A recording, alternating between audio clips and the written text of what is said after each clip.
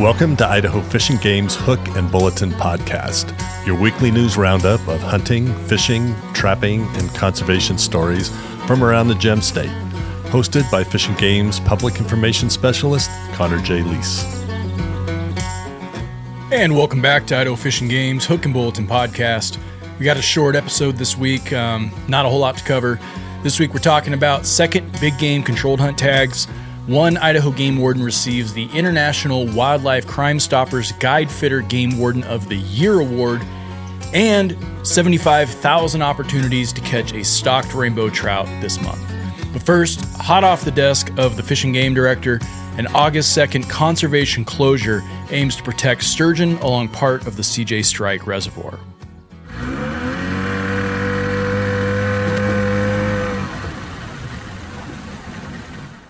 In order to protect sturgeon amid abnormally low dissolved oxygen levels and high water temperatures in a portion of CJ Strike Reservoir, Idaho Fishing Game Director Jim Fredericks on July 31st signed a conservation closure order for sturgeon fishing in the portion of the Snake River arm between Canyon Creek and Rattlesnake Creek, effective August 2nd until September 25th, 2026.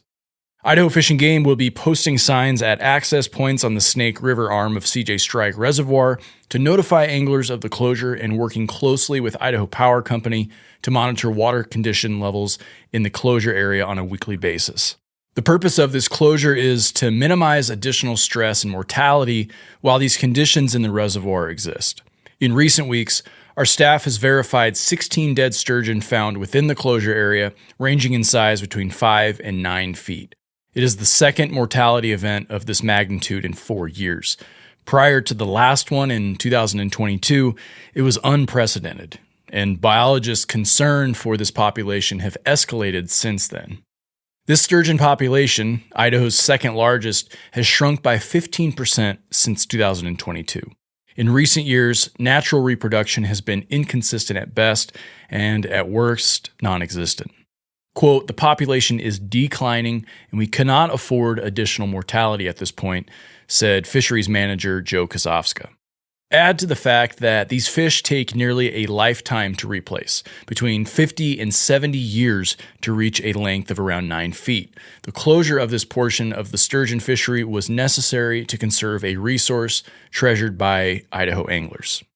With current conditions closely mirroring those seen in 2022, namely water temperatures and dissolved oxygen levels within this segment of the reservoir that are near or at levels lethal to white sturgeon without additional stressors, fishery managers are hoping this year's temporary closure might help achieve a similar outcome.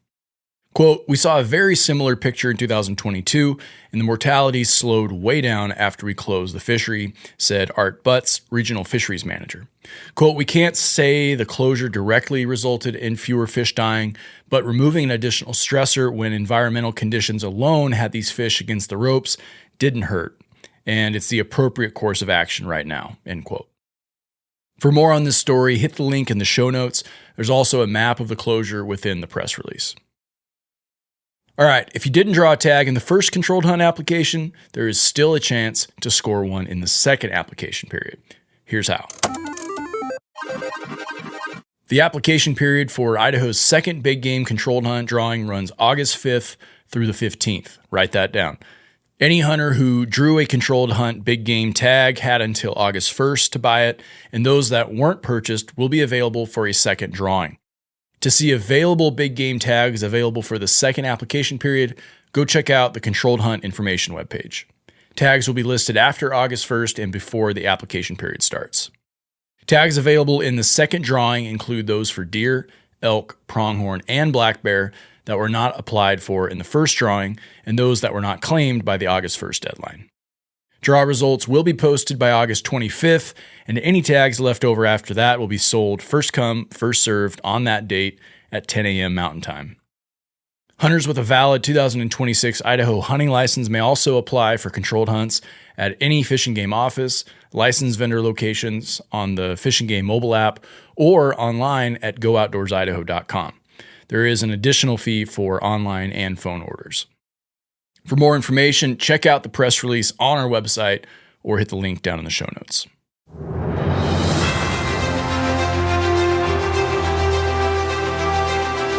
All right, Senior Conservation Officer Megan Roos, serving Idaho Fish and Game's Magic Valley region, was recently awarded the 2026 International Wildlife Crime Stoppers Guidefitter Game Warden of the Year Award at the IWC conference in Bar Harbor, Maine. I believe that's pronounced Bar Harbor. This award recognizes an active conservation law enforcement officer whose service, leadership, investigative accomplishments, and dedication to protecting fish and wildlife exemplify the highest standards of that profession. Wildlife agencies throughout the United States and Canada nominate officers for the single annual award, with the recipient selected through a competitive review process. This honor highlights Roos's leadership in complex wildlife crime investigations, dedication to public service, and commitment to conserving Idaho's fish and wildlife resources. Among her work recognized was a multi-year investigation involving 27 search warrants that uncovered wildlife violations across multiple jurisdictions. The case resulted in lifetime hunting revocations and more than $180,000 in fines, fees, and restitution against the primary offender. Shortly after that case concluded, Roos launched another investigation after receiving information about 3 illegally harvested deer. What was thought to be a single isolated case grew into a large-scale poaching investigation involving more than 15 suspects, over 200 illegally harvested animals, and 165 documented wildlife violations. Many of the illegal harvests were taken at night using thermal optic equipment, making it one of the most significant wildlife crime investigations in recent Idaho history. In his nomination letter, Fish and Game District Conservation Officer Randy Sullivan wrote, quote, "Senior Conservation Officer Roos consistently demonstrates courage, compassion, professionalism, and an unwavering commitment to wildlife conservation and public service. Her investigative accomplishments, mentorship, community engagement, and personal integrity make her an outstanding representative of the conservation law enforcement profession," end quote. Roos's service extends well beyond wildlife enforcement, too. She has taught hunter education courses, mentored new officers, and helped develop tools that improve field operations and officer effectiveness. Her commitment to serving the public has also been demonstrated during emergency response incidents. In one incident, she was the first responder to a seriously injured hunter following a motorcycle accident. She stabilized the hunter, coordinated with rescue efforts, and remained on the scene until the individual was safely evacuated. So a huge congratulations to Senior Conservation Officer Megan Roos on this well-deserved recognition. Her dedication, professionalism, and commitment to protecting fish and wildlife resources continue to make a lasting impact on conservation law enforcement here in Idaho. That's all I got for top stories. Let's hit the rapid-fire bulletin. Many of Idaho's lakes and ponds are soon going to be bolstered with Idaho Fish and Game stocking over 75,000 catchable-sized rainbow trout this August. If you're wondering if the stocking trucks are going to be backing up to your favorite fishing hole, well, we asked our Fish and Game hatchery staff to boil down some of the most notable stocking highlights coming to your local fishery this month. Hit the link in the episode's description to pull up the full list of statewide stocking locations found around the state. Get certified in both hunter and bow hunter education by attending the instructor-led combination hunter/bow hunter education course scheduled for August 11th through the 14th. That's a Tuesday through a Friday from noon to 5 p.m. at the Salmon office.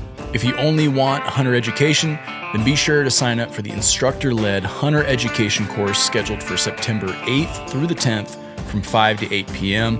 and the 12th from 9 to 1 p.m. The course costs $9.75 and will provide valuable hands-on training and interaction. Students must be at least 9 years old to take a hunter education course. Space is limited and advanced registration is required by registering online or by visiting the Fish and Game office.